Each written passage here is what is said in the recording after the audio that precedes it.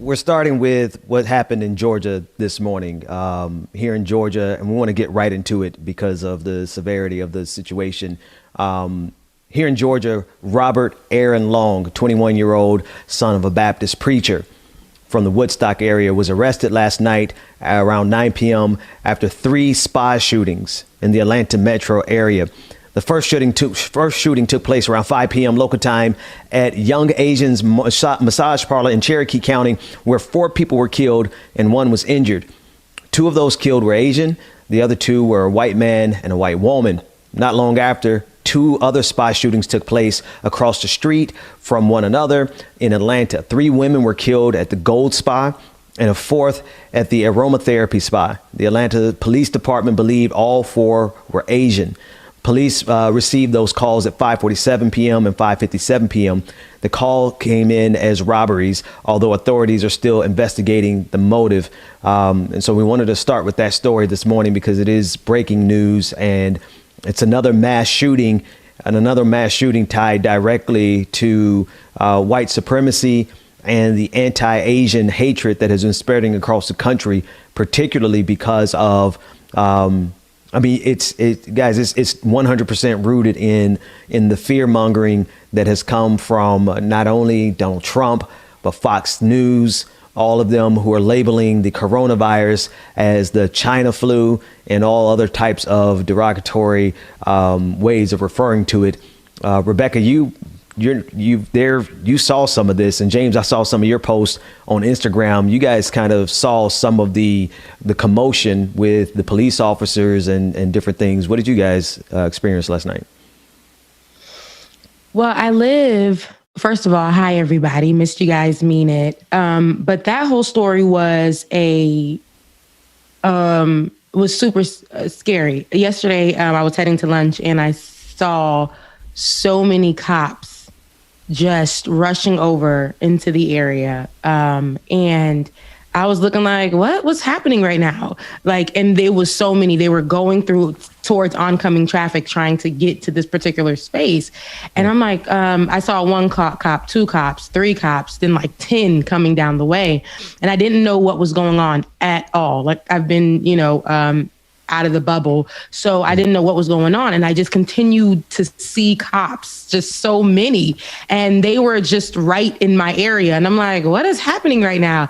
Yeah. And driving back, it just started to get more crazy. And then when I got back to my home, I could still hear all the sirens for another hour or so. And I just was wondering what was happening until I did see the story, but I didn't see where exactly it was coming from. So then when one of our producers and you were talking about it yesterday, and the person was still on the run. Yeah, that's what really, really scared me, because I live in a predominantly white area, and people around here live it's just free, ain't nothing. Yeah. There's no real crime here or anything. So I was a bit scared. I can honestly tell you that. And just to hear that it could potentially have been a hate crime, because I don't know what the motive, mental health or whatever, what that motive was. That it was just sick to know that people went to work one day and died. Yeah. And, James, the number one thing that, it's always in these moments that I'm like, everyone's holding their breath, wondering who did it. And in this case, this guy didn't care to hide his face. He didn't care. He took his car. You could see the surveillance images. He pulled up in his car. He jumped out and committed this mass murder. His face all on the camera. He didn't care. And he was, proud of what he did. And it is there he is on the screen now. It's so much hatred. You know what I mean? And these sisters who were these are, generally speaking, they're working people. They're working class people just trying to survive. And this white supremacist scumbag went in there, and of course they apprehended him alive and well, even though he had a little chase. They chased him. They found him 100 miles south of Atlanta, so he was on a race trying to get away from the city. But here we are again with more hate leading to more murders and more crime, man. What did you know, I saw you were following it too last night. Yeah, I saw a few things. I saw when the first one occurred, but it wasn't until after 8 when I got the alert. 8 people, you know, I heard about the first two. Then it just went up. And then I saw it was 3 different spas. I was like, what the hell is going on? It was a lot last night. It was a whole lot. Yeah.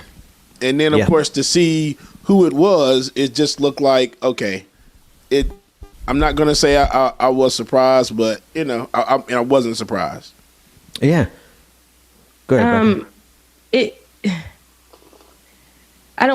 It's hard to wrap my mind around 8 people dying, and not to shift it to another story, but there was another story which, you know, is no relation to this one, but just this week alone, we had, yesterday, 8 people lost their life from Atlanta to the metro Atlanta area, where Woodstock. But then there's another story that happened as well and I don't know if you guys covered it.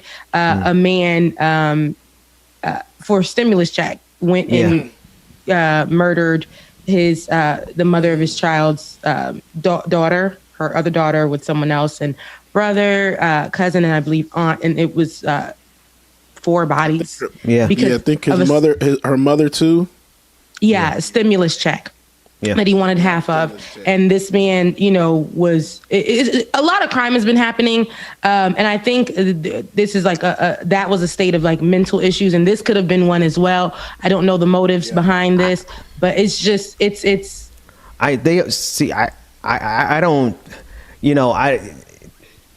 is pure hatred. Like you're going to guarantee that, you know, the mainstream is going to say, it was mental health issues. They always do that, especially then. See, you're going to see the difference. You're going to see the difference because for that white boy, they're going to say mental health issues. For that black man, they're going to pump it up as all of the criminals. Things that are wrong in the black community, right? And that's exactly what happened. And the conversation online was, you see what happens in the black community. You see, and I was like, well, you know. There's a lot of crime where they think that it's just in black communities, but where people lack, there's a lot of those types of things that happen in white communities and whatever communities, but where the people lack, and that does not take away that the system is still messed up for black people. And I had to tell somebody that yesterday. It does not take away from that fact. And what they did do, because now I know from just reading little clips of the guy that murdered the family over the check, is say that he was already in jail, he's already a criminal, he's already XYZ, he's already this. There's not much information about yesterday's suspect, or yesterday's murderer. There's not much information about him as of yet. So, and this is the thing, like, there's a trope, there's a thing that white supremacy does in this country. Let's just start here. The murders last night were 100% a white supremacist murder. And it's deeply rooted in the anti-Asian hatred that has been fomenting across this country as a direct result of the former president of the United States speaking on a regular basis as if Asians are responsible for the coronavirus. In fact, they would have rather started an all-out conflict with China than to accept the responsibility for how they mismanaged. Donald Trump and his administration mismanaged this coronavirus to the tune of 450,000 deaths. To take the heat off of them, they vilified an entire group of people. And it has culminated now in the deaths of 8 individuals, and they were all targeted specifically because they were Asian. There's no other way to see it, because that's where he went. That's who he targeted. And he targeted, this is the part, Rebecca, that you were speaking to. Like, these women were just going to work to make a living, trying to survive. What white supremacy has done in this country for years is to try to make Asians the quote unquote model minority. And they always say, oh, what's wrong with the black community? Because the Asian community has always thrived in America. That's not true. These women are at these parlors trying to make ends meet. There's an enormous amount of poverty in Asian communities across this country, and they are targets of white supremacist attacks in the hatred and the xenophobia and the fear mongering that comes in this country on a regular basis. So you have a twofold problem here that is so heartbreaking. You have Asian women who are simply trying to survive in this ridiculously pathetic capitalistic empire that is called America. And then they become the targets of the hatred that is fomented on top of everything that they're going through. Here comes an entire administration who blames the entirety of coronavirus on a particular population. And of course, it was going to lead to something like this. And you know what they're going to do next? They're going to say they have no responsibility whatsoever. They never take accountability for their actions that lead to direct death and mayhem. And that's, I guarantee you, as everybody starts watching the news today, they're going to see people blaming this on mental health. They're going to see people blaming this on anything except for their hatred that they spewed towards Asian people for the whole last year, for the entirety of this last year. What they're going to try to coddle this, but they're going to coddle this boy and say that it was something in his childhood. There's something he was no, this is hatred on every level. Hatred of women, hatred of what he probably perceived to be sex workers, and then also hatred for the Asian community because of Donald Trump. Now, and again, all that is speculation, but I would put money on it. Yeah, I'm looking for it. Mm-hmm. Yeah, I know they haven't. I was waiting to hear some new stuff as well too this morning, and that would explain why, of course, the FBI is involved. Ben, you brought up a good point. Especially all the anti-hate or the hate stuff that's going on with our Asian brothers and sisters lately. That explains why the FBI is not involved in all of this. Yeah. It's interesting. It looks like everything.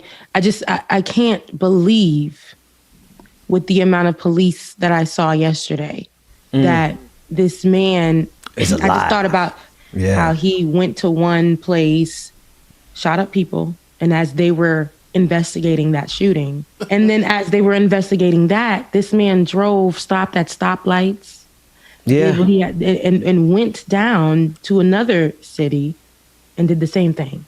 Yeah. It does.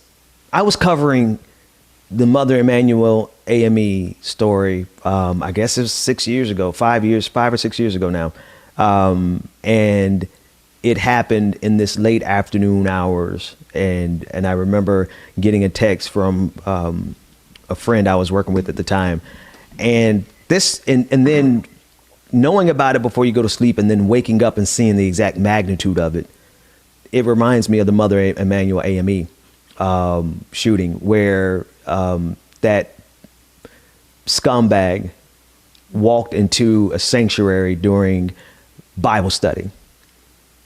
And he went there specifically because he knew he was going to be able to kill black people.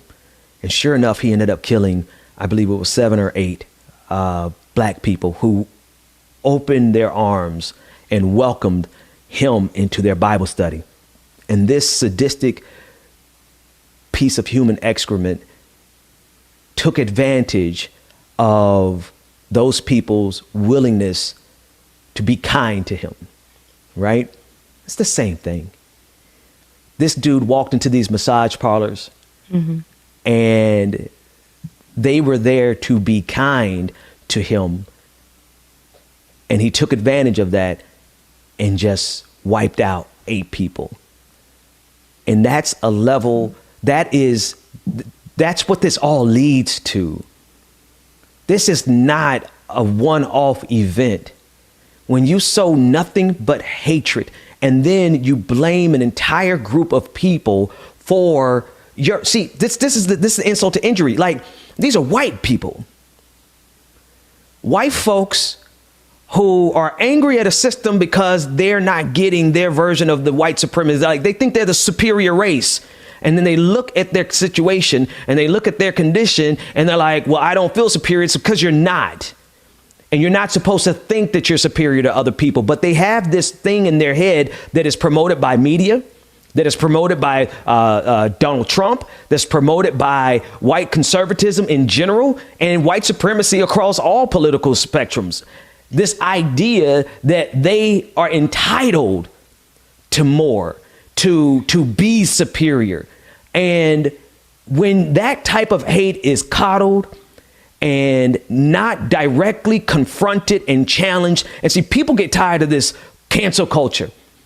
Well, look, motherfuckers, if we don't cancel white supremacy is going to kill us. It has been killing us.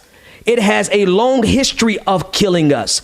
And if the biggest thing that you got to worry about is being canceled because you've been a bigot and a racist, then maybe you should look in the mirror and realize that you are 100% complicit with these deaths over and over and over again. It's the same song. Somebody who feels like they deserve more in this country because white supremacy tells them that they're the superior race, and they look in the mirror and realize they're not.